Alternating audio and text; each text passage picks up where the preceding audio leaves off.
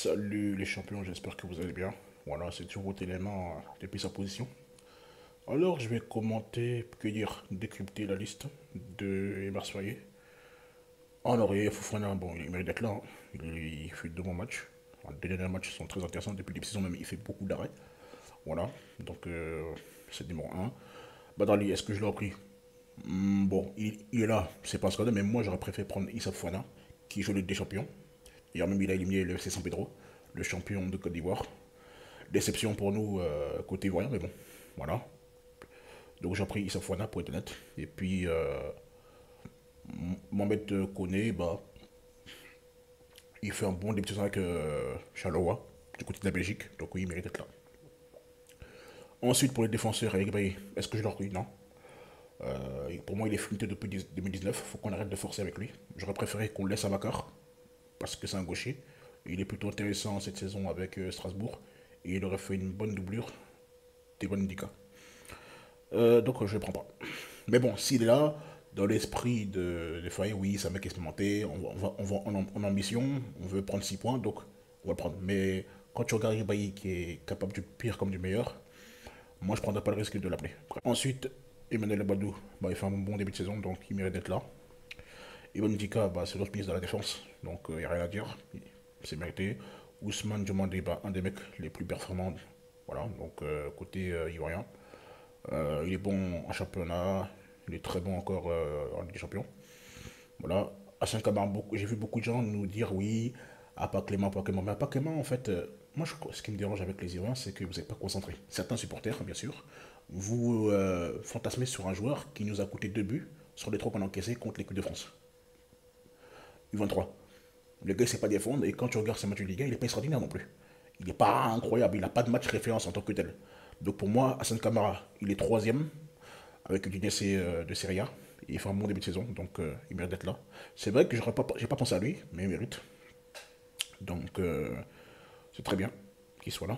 Maintenant, je pense qu'il sera la doublure de Christopher Operi, qui est là aussi. Donc voilà. Wilfried Sango, bah, rien à dire, hein, gros début de saison. Donc que ce soit en Ligue 1, en Ligue des Champions, il est présent. Donc titulaire indiscutable. Christopher Operi, bah, il est titulaire. Voilà, donc il y a rien à dire. Je passe suivant, il n'y a rien à dire sur lui. Et plus, il a été bon dans le dernier rassemblement. Donc voilà. Guelado est toujours fidèle lui-même. Il est bon. Donc c'est normal qu'il soit là. Ensuite, on passe au milieu de terrain. Franck Caissier, bon, le capitaine, il fait un bon début de saison. Donc il peut être là. Jean-Michel Seri s'est bien comporté au dernier rassemblement. Donc il vient d'être là. Seko Fouala de retour. Il nous avait manqué le rassemblement dernier puisqu'il n'avait pas fait une prépa. Donc il mérite d'être là. Mario Dorgeles, bon, il vient en tant que doublure de Mika Seri, c'est un 8 plus défensif. Donc oui, il n'y a pas de problème. Comment il s'appelle? Mohamed Diomandé, je ne l'ai pas pris, parce que je trouve qu'il est surcoté. Il est moyen, depuis un certain moment, il est moyen en club. Et j'ai pris Yaya Fofana, pourquoi je l'ai pris? Ben, Fofana, il est très bon depuis le début de saison. Depuis qu'il l'a, bah, depuis qu'il est titulaire, la race ne perd pas. Bah, il est buteur contre Marseille, passeur contre Rennes, il gagne 3-1. Il fait un gros match contre Nantes. Et là encore, contre le PSG, il est bon. Donc, je sais pas qu'est-ce que. Aujourd'hui, Masta fait de plus que lui. Et Masta qui a fait un chantage, hein. Oui, tantôt il joue la Côte d'Ivoire, tantôt il joue au Ghana. En fait, quand tu fais du chantage, il faut que quand tu viens en sélection, tu dois être incroyable. Et pour moi, c'est insuffisant en équipe nationale. Donc pour moi, il ne mérite pas la sélection. Mais bon, après, dans la mouvance de faire monter l'U23, bah, il est là. Donc je peux comprendre dans l'esprit de Bersoy. Ahmed Junior Traoré, j'ai vu son match tout à l'heure, il a fait un match de ouf. Il a été buteur contre le Stade de Brest, le Stade brestois. Donc il a fait un super match de haut niveau. Il était bon aussi contre Montpellier. Donc moi, c'est un joueur que je réclamais. Là, il a temps de jeu, donc il mérite d'être là. Donc il n'y a pas de problème. Alors au niveau des attaquants, Nicolas Pepe, un de mes joueurs préférés, hein, je ne le cache pas. Il a été bon contre l'Atlético, il a fait une bonne entrée, le Stade Vigo il a été très bon. Contre le Barça, il a fait une performance individuelle remarquable. Donc il mérite d'être là. Ensuite, nous avons Madiolo. Personnellement, je ne l'ai pas pris. Je trouve que je l'ai beaucoup défendu, mais là, il est moyen. Voilà. Franchement, il est moyen. Il n'a pas de niveau. Je vais dire, oui, mais pourquoi tu l'allumes aujourd'hui? Non, je l'allume parce que il n'a pas de niveau, quoi. Il est moyen. Mais bon, je comprends que MSI le prenne pour lui donner une chance. Mais s'il ne prouve pas, bah, on doit se séparer de lui. Voilà. À un moment donné, on ne veut pas de sarlette, on veut des mecs qui prouvent et qui mouillent le maillot. Voilà. Ensuite, Jean-Philippe Crasso. Jean-Philippe Crasso, qui a été bon lors du dernier rassemblement. Donc il n'y a rien à dire, il mérite d'être là, pardon. Ensuite, Oumar Diakité, bon, c'est un habitué, ça régulier, donc on passe au suivant. C'est un des hommes clés de Ames Faye. Ensuite, nous avons Ben Traoré, que j'ai trouvé intéressant lors du dernier rassemblement.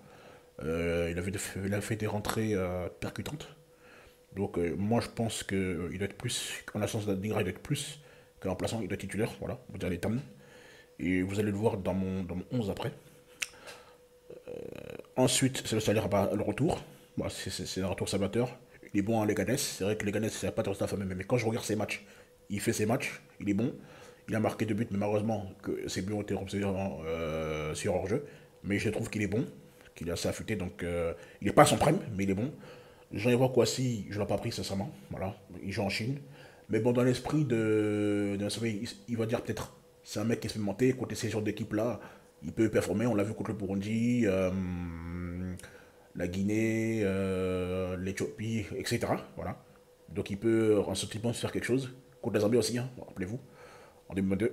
Et cette sélection, ça date de un an et demi, comme Eric Bailly, le fameux désastre de Ndola. Mais je pense que moi j'ai pris soit Parfait Gagon, qui peut jouer à gauche, ou Conondry. Voilà. Donc au choix, choisissez. C'est un des deux que j'ai pris. Et pour terminer, nous avons Evan Guessant. Bon, il est titulaire en club, et bon, il plante quelques pions, mais bon, c'est pas un joueur moi je trouve qu'il n'a pas le niveau, mais bon, ça reste que mon point de vue. Voilà, mais dans l'ensemble, la liste elle est cohérente, elle est bonne, et je trouve qu'elle est meilleure que celle que la liste précédente, pour être honnête avec vous. Mais bon, dans l'ensemble, il n'y a pas de scandale. Les mecs qui sont là, il y a pas de scandale en fait, il y a rien de scandaleux. Voilà, les gens sont là, 90% des mecs qui sont appelés, ils méritent. Et on peut chipoter sur trois quatre joueurs à la limite, mais sinon tout le reste, ça reste cohérent. Et voilà. Et puis la série, ce ne sera pas un match facile, hein. Voilà. Donc ils ont perdu 3-2 en Zambie. Voilà. À l'arraché, ils ont perdu, fin de match. Ils ont tenu en échec le Burkina de partout. Ils perdaient 2-0 et ils ont remonté 2 buts. Donc ce ne sera pas un match facile, surtout au Libéria, dans un terrain éclaté et synthétique. Donc il va falloir mettre la télé lourde. Donc je propose en pointe pour terminer. Sébastien là en pointe, voilà, c'est le but à maison. On n'aura pas 36 000 occasions, donc il faut planter. Sur le côté, Pépé, voilà. Pépé à l'air, on a vu la canne du 21, l'alchimie qu'il y avait entre eux. Et puis Béni Traoré, parce qu'il il mérite, en vue de ce qu'il a fait précédemment en sélection. Après, le milieu de terrain, c'est du classique, hein. Seko, Kessier, Mikasri, on sort la tirée lourde. En défense, Ewan Dika et puis Ousmane, voilà. Parce que deux mecs lourds dans une charge centrale, on a vu ce que ça a été contre la Guinée équatoriale et contre le Kenya. Donc, au cas de contre-attaque, parce que ces mecs-là, ils sont très rapides, hein. Ils vont nous poser un duel physique, un effet physique, et puis ils vont nous prendre en transition, ça c'est clair et net. Donc, ça a bien marché, donc pourquoi pas. J'ai envie de revoir cette charnière centrale. Et puis sur les côtés, en latéraux, bah, Opéry et puis Sego, qui sont bons en termes de qualité de centre. Ils vont pouvoir régaler les trois pointes devant. Donc voilà, donc c'est un peu ça. Et puis il y a, voilà, en dernier rempart. Donc c'est un peu ça. Je pense que j'ai été complet. Merci de m'avoir écouté. On s'attrape la suite au prochain numéro. Ciao, ciao.